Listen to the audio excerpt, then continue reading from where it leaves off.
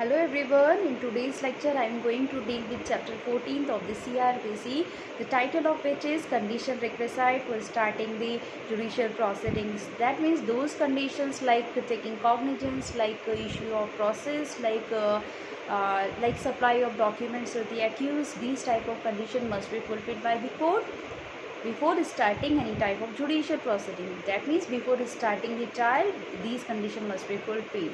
So basically this chapter contains section 190 to section 199, or for better understanding we can divide these sections into two parts. Like in first part section 190 to section 194, in another part section 195 to 199. Why we are dividing these sections, क्या reason है, क्यों हम इनको divide कर रहे हैं? तो reason is that section 190 to section 194 जो है it talks about the general provisions. Like क्या बात कर रहा है कि जनरल प्रोविजंस के बारे में बता रहा है कि what is cognizance and when the magistrate can transfer the case to other magistrate etcetera.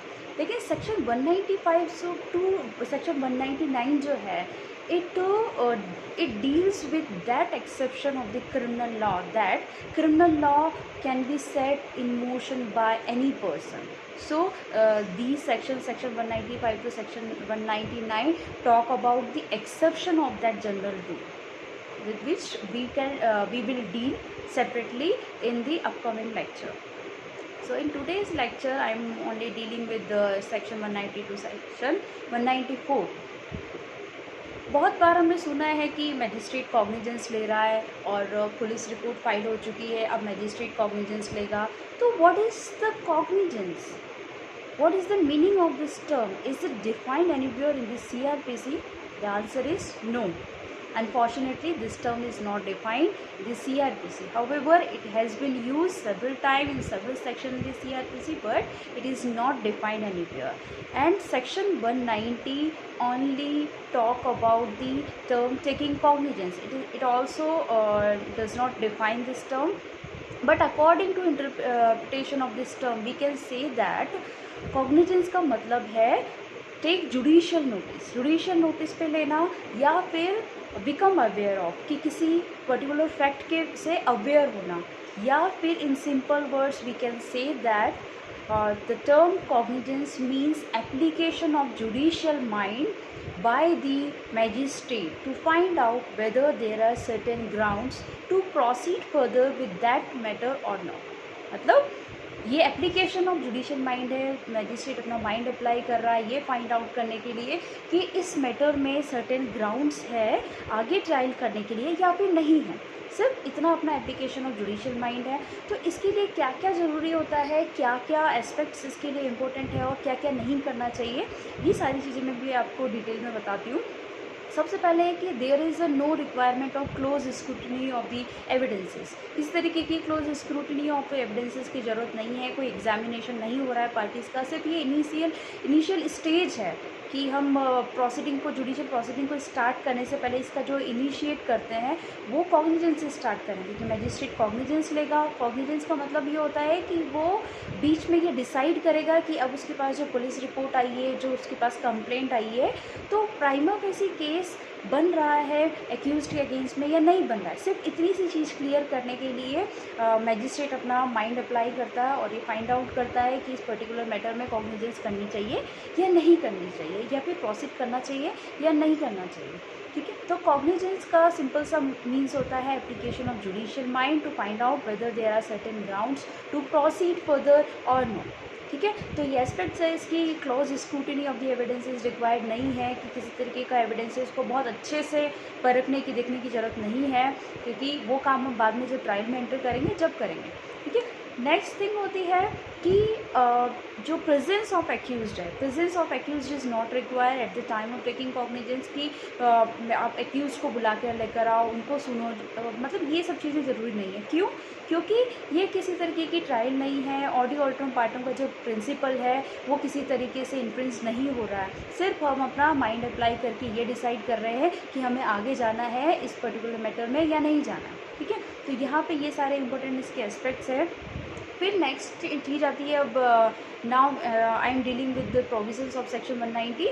तो सेक्शन 190 से 2 टाइप के क्वेश्चंस अराइज होते हैं।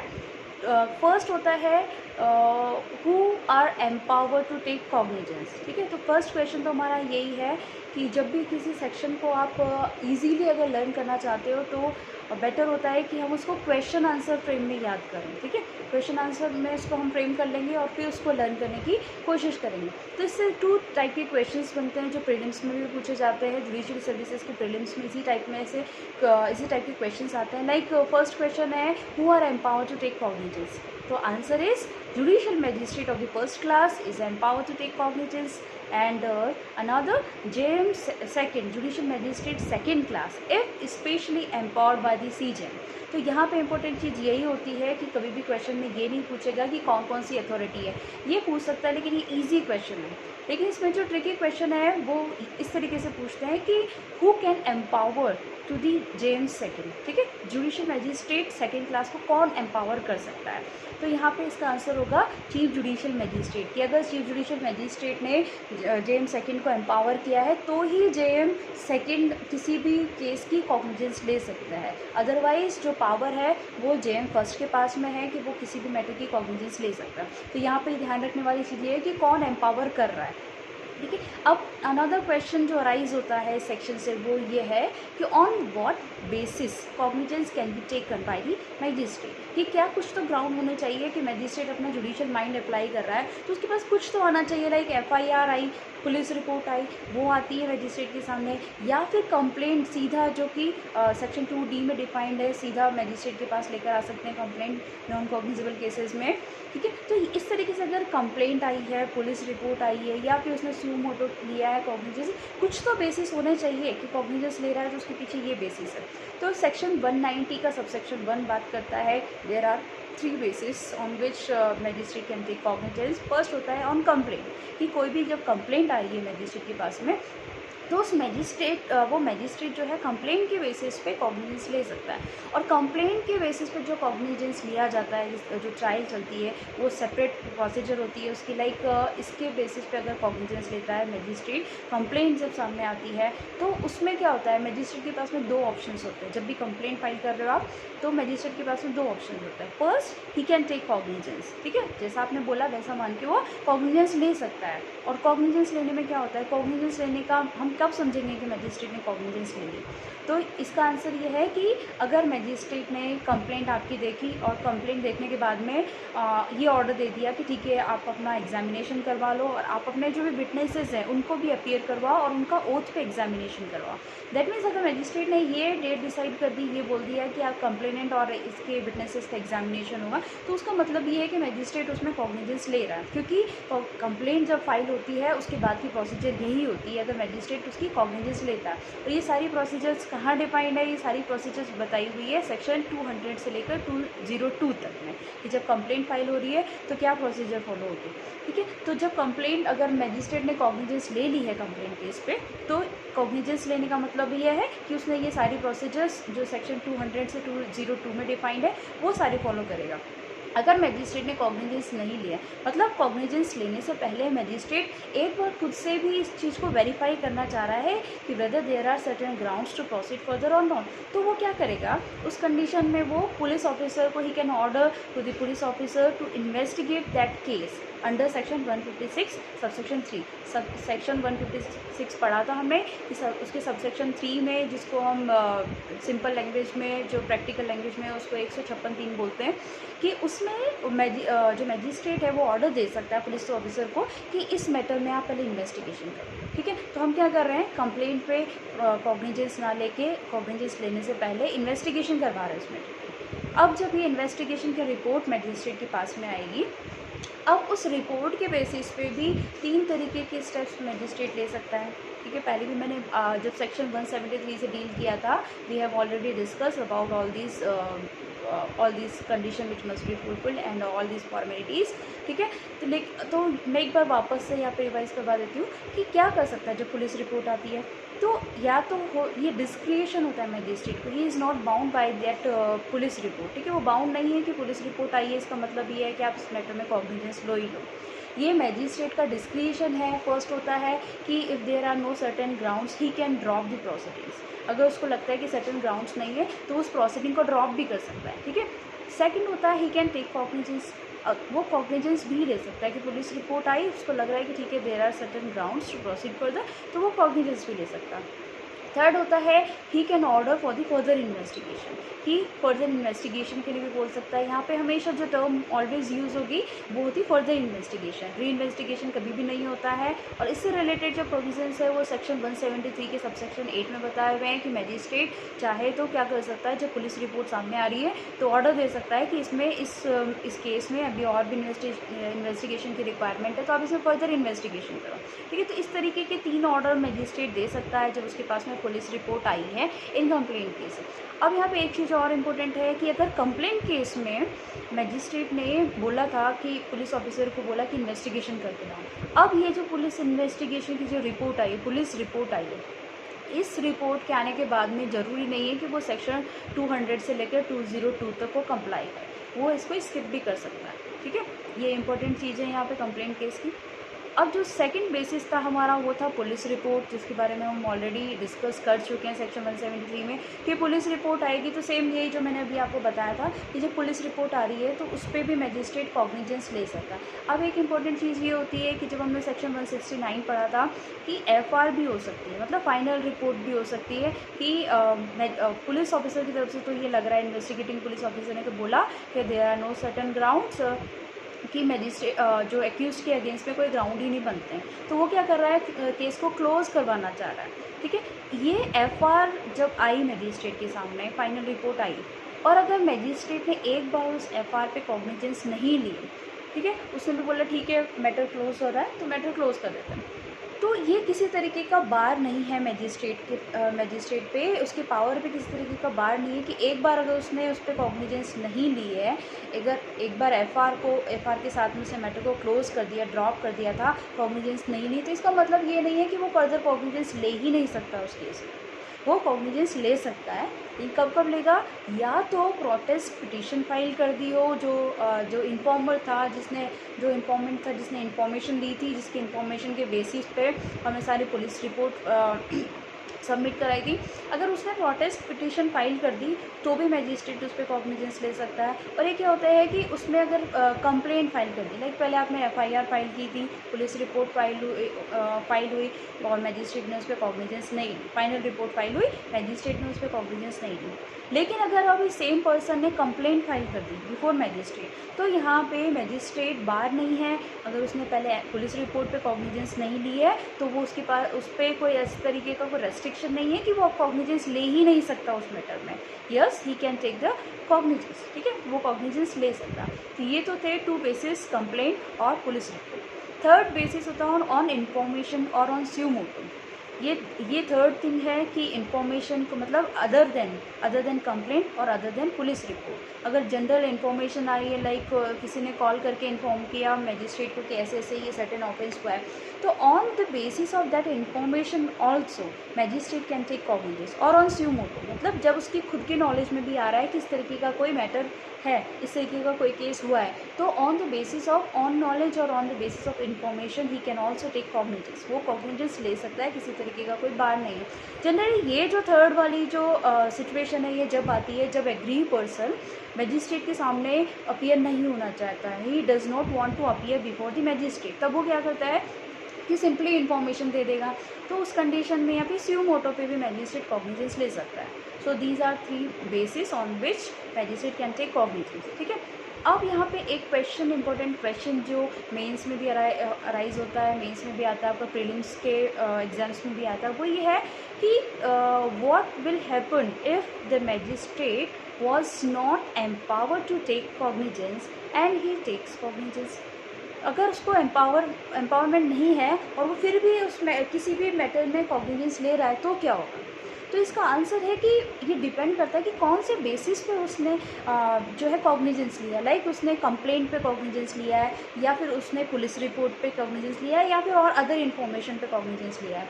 तो अगर सब सेक्शन 190 के सबसेक्शन 1 का ए और बी पॉइंट पे कॉग्निजेंस लिया है, लाइक कंप्लेंट और पुलिस रिपोर्ट पे कॉग्निजेंस लिया है मैजिस्ट्रेट ने इन गुड फेथ, उसके पास एम्पावरमेंट नहीं था उस मैटर में, वो कॉग्निजेंस नहीं ले सकता, लेकिन गुड फेथ में उसने ले लिया कॉग्निजेंस, तो क्या होगा, according to section 460 of the CRPC ये प्रोसीडिंग्स विशिएट नहीं होगा, मतलब सेट असाइड करने की रिक्वायरमेंट नहीं है, हम इसको ओके कर देंगे। मतलब इसके साथ में हम ऐसा नहीं कंसीडर करेंगे कि इनजस्टिस हो गया पार्टीज़ के साथ, ठीक है। ये हमारी पूरी प्रोसीडिंग को नल एंड वॉइड नहीं कर रहा है, ये हमारे लिए फाइन होगा अगर वो गुड फेथ में है और ऑन कंप्लेंट और पुलिस रिपोर्ट पे हुआ है, ठीक है। लेकिन थर्ड थिंग होती है कि ऑन इन्फॉर्मेशन और ऑन स्यू मोटो, अगर मैजिस्ट्रेट ने कॉग्निजेंस ले लिया है, ठीक है, उस मैटर में जिसमें उसको एम्पावरमेंट नहीं था, तो क्या होगा, ये पूरी प्रोसीडिंग को विशिएट कर देगा। ये provision regarding that provisions are provided under section 461 of the CRPC, ठीक है। तो ये इस तरीके का ये डिपेंड करता है कि कौन से बेसिस पे, प्रीलिम्स में क्वेश्चन आता ही आता है, इसमें पॉइंट नंबर C दे देंगे, पॉइंट नंबर A और B दे देंगे, तो जब भी आपको लिस्ट याद करनी तो 460 और सेक्शन 461 की लिस्ट अच्छे से याद होनी चाहिए। वो इरेगुलरिटीज़ होती है कि कौन सी प्रोसीडिंग को विशिएट करती है और कौन सी प्रोसीडिंग को विशिएट नहीं करती, ठीक है। तो वो लिस्ट याद होनी चाहिए, क्योंकि उसकी लिस्ट सेक्शन 460 की जो लिस्ट है उसमें ये सेक्शन 190 सबसेक्शन 1A और B दिया हुआ है। दैट मीन्स सेक्शन 460 की जो लिस्ट है वो प्रोसीडिंग्स को विशिएट नहीं करने वाली लिस्ट है, और सेक्शन 461 की जो लिस्ट है वो लिस्ट उन सारी प्रोविजन से रिगार्डिंग है जो प्रोसीडिंग को उन इरेगुलरिटीज से रिलेटेड है जो प्रोसीडिंग को विशिएट कर देती है, इसलिए वो लिस्ट अच्छे से याद होना ज़रूरी है। तो यहाँ पे पता चल गया हमें कि A और B पे अगर कॉग्निजेंस लिए तो वो तो विशिएट नहीं करेगी, लेकिन अगर C पे कॉग्निजेंस ले लिए तो वो मैटर को विशिएट करेगी ही करेगी, ठीक है। तो ये इस तरीके की रेगुलरिटीज़ होती है। अब नेक्स्ट आता है ट्रांसफ़र ऑफ द केसेस। अब देखो ट्रांसफ़र से रिलेटेड दो सेक्शंस हैं यहाँ पे, सेक्शन 191 एंड सेक्शन 192। तो सेक्शन 191 जो है वो ट्रांसफ़र ऑफ द केसेस कब है, कौन सी कंडीशन में हो रहा है, ये ट्रांसफ़र ऑफ द केस जब हो रहा है जब मैजिस्ट्रेट ने ऑन स्यू मोटो और ऑन अदर इन्फॉर्मेशन पे किसी मैटर की कॉग्निजेंस ली थी। That means point number C of the section 190 पे उसने कॉग्निजेंस ली थी किसी मैटर की। तो यहाँ पे क्या है, इस कंडीशन में अगर उसने मतलब खुद की इन्फॉर्मेशन पे या फिर खुद से कॉग्निजेंस ले ली तो वो क्या करेगा, उस एक्यूज को इन्फॉर्म करेगा, he will inform to that accused that he can get his case transfer to other जज, टू अदर कोर्ट। मतलब ये हम यहाँ पे ये क्या अपीयर करवाना चाहते हैं कि कोई भी किसी तरीके की बायसनेस नहीं हो रही है, कोर्ट इज़ नॉट बायस्ड। हम ये अपीयर करवाना चाहते हैं कि भाई अगर खुद किसी इन्फॉर्मेशन पे या खुद से स्यू मोटो पे भी कॉग्निजेंस ली है, इसका मतलब ये नहीं है कि वो जज आपको किसी तरीके का एलिगेशन लगाना चाह रहा है या फिर जज जो है बायस है। इस तरीके का हमारा जो है एडमिनिस्ट्रेशन ऑफ जस्टिस इस तरीके का साउंड नहीं करना चाहिए। इसलिए ये प्रोविज़न दिया हुआ है कि अगर एक्यूज चाहे तो उसको एक मैजिस्ट्रेट की ड्यूटी होती है, he will inform to that accused that he can get his case transfer, ठीक है। तो यहाँ पे उसको इन्फॉर्म कर दिया जाएगा और अब एक्यूज अगर चाहता है तो वो अपने केस को ट्रांसफ़र करवा सकता है। तो इसके रिगार्डिंग है सेक्शन 191, ठीक है। अब सेक्शन 192 है कि सेक्शन 192 में भी ट्रांसफ़र ऑफ द केसेस होते हैं, लेकिन ये ट्रांसफ़र कौन कौन कर सकता है, यहाँ पे इंपॉर्टेंट चीज़ ये ध्यान रखने वाली है कि कौन एम्पावर्ड है, कौन ट्रांसफ़र कर सकता है। तो इसमें CJM ट्रांसफ़र कर सकता है। After taking cognizance he can transfer the case, he can make over the case to other judges, to other magistrate who is competent to take cognizance, who is competent to try that particular matter, ठीक है। तो यहाँ पे ये भी चीज़ ध्यान रखने वाली है कि ये जो CJM है उसने कॉग्निजेंस ले ली किसी मैटर की, कॉग्निजेंस लेने के बाद में इसके रीज़न ये है कि उसको ये पावर जो दिया है वो इस वजह से दिया है कि CJM को बहुत सारे एडमिनिस्ट्रेटिव फंक्शंस भी परफॉर्म करने होते हैं। उस कंडीशन में कई बार उसके पास में बहुत ज़्यादा वर्कलोड हो जाता है, तो उसको एक पावर दे दिया कि अगर आप चाहो तो अपने केस को ट्रांसफ़र कर सकते हो कॉग्निजेंस लेने के लिए। लेकिन यहाँ पे ध्यान रखने वाली बात ये है कि जिसको मैजिस्ट्रेट को ट्रांसफ़र किया है he must be competent to try that particular case, ठीक है। तो उसको कॉम्पिटेंसी होनी चाहिए कि वो उस मैटर की ट्राई कर सकता है। तो पहला तो पावर है CJM के पास में। सेकंड है ये पावर अगर CJM ने कन्फर किया है JM फर्स्ट पे, मतलब जुडिशियल मैजिस्ट्रेट फर्स्ट क्लास पे ये पावर कन्फर कर दिया, तो JM फर्स्ट भी ये अपने केस को आफ्टर टेकिंग कॉग्निजेंस किसी और को मेक ओवर कर सकता है, ट्रांसफ़र कर सकता है for the purpose of trial. ठीक है, यहाँ पे भी वही चीज़ ज़रूरी है कि किसी कॉम्पिटेंट मैजिस्ट्रेट को ही ट्रांसफ़र करेगा। ऐसे नहीं कि किसी को जुरिस्डिक्शन ही नहीं है, लाइक टेरिटोरियल जुरिस्डिक्शन नहीं है या फिर मतलब किसी भी तरीके का जुरिस्डिक्शन नहीं है और आपने उसको कमिट कर दिया केस, ऐसा नहीं होगा। उसको आप मेक ओवर नहीं कर सकते हो, उसको ट्रांसफ़र नहीं कर सकते हो, क्योंकि अगर ऐसा किया तो पूरी प्रोसीडिंग नल एंड वॉइड हो जाएगी। तो यहाँ पे ये इंपॉर्टेंट चीज़ है कि जिसको भी ट्रांसफ़र कर रहे हो, जिस भी मैजिस्ट्रेट को आप for the purpose of trial matter को ट्रांसफ़र कर रहे हो, he must be competent to try that case. ठीक है, तो यहाँ पे पावर किस किस के पास है? सीजेएम के पास है, और जेएम फर्स्ट के पास पावर जब भी होगा जब उसको सीजेएम एम्पावर करेगा। यहाँ पे भी प्रीलिम्स का क्वेश्चन निकल के आता है कि यहाँ जेएम फर्स्ट को कौन एम्पावर कर रहा है। ऑप्शंस में आ जाते हैं हाई कोर्ट एम्पावर कर रहा है या फिर जो है सेशन जज एम्पावर कर रहा है। तो यहाँ पे ये सब चीज़ें बहुत ध्यान रखने वाली होती है कि कौन किसको कहाँ एम्पावरमेंट दे रहा है। ठीक है, जनरली जो प्रीलिम्स के क्वेश्चंस निकलते हैं वो प्रीलिम्स के सारे क्वेश्चन मेरे को लगता है कि सेक्शन 153 तक आ जाते हैं, क्योंकि 153 तक बहुत सारे सेक्शंस में ये दिया हुआ है कि कौन एम्पावर कर रहा है, किसके पास पावर होता है। तो ये जहाँ तक मैंने ऑब्जर्व किया है, प्रीलिम्स में जो क्वेश्चन निकलते हैं सेक्शन 153 तक, सेक्शन 1 to 153 तक बहुत आते हैं। मतलब कि ऐसा मान के चलो कि 70% जो प्रीलिम्स के क्वेश्चन आएंगे अगर सीआरपीसी में से, तो वो सेक्शन 1 से लेकर 153 में निकल जाए। और बाकी का जो ये एरिया है जो हमारा एफआईआर से स्टार्ट होता है, वो इम्पोर्टेंट है for the purpose of mains. ठीक है, तो साथ साथ में मैं ये सब चीज़ें भी आपको छोटे छोटे पॉइंट्स में आपसे डिस्कस करती रहूँगी। नेक्स्ट चलते हैं आप सेक्शन 191 कर लिया, 192 कर लिया, 193। सेक्शन 193 क्या है? सेक्शन 193 बात करता है कि कोर्ट ऑफ सेशन को कभी भी ओरिजिनल जुरिस्डिक्शन, मतलब एज ए ओरिजिनल जुरिस्डिक्शन वो किसी केस की कॉग्निजेंस नहीं ले सकता है। दैट मीन्स वो किसी केस को सीधा डायरेक्ट ट्रायल नहीं करेगा, किसी केस को सीधा कॉग्निजेंस नहीं ले सकता। As a original jurisdiction court वो किसी केस से डील नहीं करेगा। इसका मतलब क्या हुआ? या तो उसके पास जो केस आएगा वो ट्रांसफ़र होकर आएगा, या फिर उसको कमिट होगा, या फिर उसके लिए जो एक्सेप्शंस है सिर्फ तभी वो सीधा उसकी कॉग्निजेंस लेगा। तो यहाँ पे कोर्ट ऑफ सेशन को पावर है एज ए ओरिजिनल जुरिस्डिक्शन वाले कोर्ट की जैसे पावर है सेक्शन 199 के सबसेक्शन 2 में, जिसमें वो as a original jurisdiction court किसी केस को सीधा, मतलब जो केस जो है सीधा कोर्ट ऑफ सेशन में जाएगा। बाकी कोई भी केस होंगे, सबसे पहले कॉग्निजेंस का मैंने आपको सेक्शन 199 में हमने डिस्कस किया है कि पहले कॉग्निजेंस के लिए जेएम फर्स्ट के पास जाएंगे, जेएम सेकंड के पास जाएंगे। वो कॉग्निजेंस लेने के बाद में फिर वो ट्रायल करने वाला कोर्ट होगा, उसमें वो केस जो है ट्रांसफ़र होगा, उसको आगे फर्दर प्रोसीड करवाया जाएगा। लेकिन इसीलिए बोला है कि कोर्ट ऑफ सेशन के पास में बहुत सारे वर्कलोड होता है, तो ऐसा नहीं है कि वो किसी केस को सीधा ही डील करने बैठ गया। ठीक है, ऐसा वो नहीं करेगा। सबसे पहले उसके पास में केस कॉग्निजेंस लेके आनी चाहिए। इसके पीछे एक रीज़न और ये है कि हम जो है जो डिफेंस काउंसिल है उसको एक ये चांस देते हैं कि जब मैजिस्ट्रेट अपने लेवल पे प्रिलिमिनरी इंक्वायरी करवा लेते हैं, तो वहाँ पे उसमें एक चांस मिल जाता है, डिफेंस काउंसिल को भी चांस मिल जाता है कि अपना डिफेंस प्रिपेयर कर सके। ठीक है, तो ये सारे रीजंस हैं जिसकी वजह से कोर्ट ऑफ सेशन को हमने एज ए ओरिजिनल जुरिस्डिक्शन वाला कोर्ट कंसीडर नहीं किया है कि वो कॉग्निजेंस लेने नहीं बैठेगा किसी केस की। उसके पास कोई केस आएगा तो वो ट्रांसफ़र होके या फिर वो कमिट होके ही आएगा। तो सिर्फ ये ओरिजिनल जुरिस्डिक्शन वाला पावर जो है वो सेक्शन 199 के सबसेक्शन 2 में। वो क्या है? सेक्शन 199 सबसेक्शन 2 है डिफेमेशन।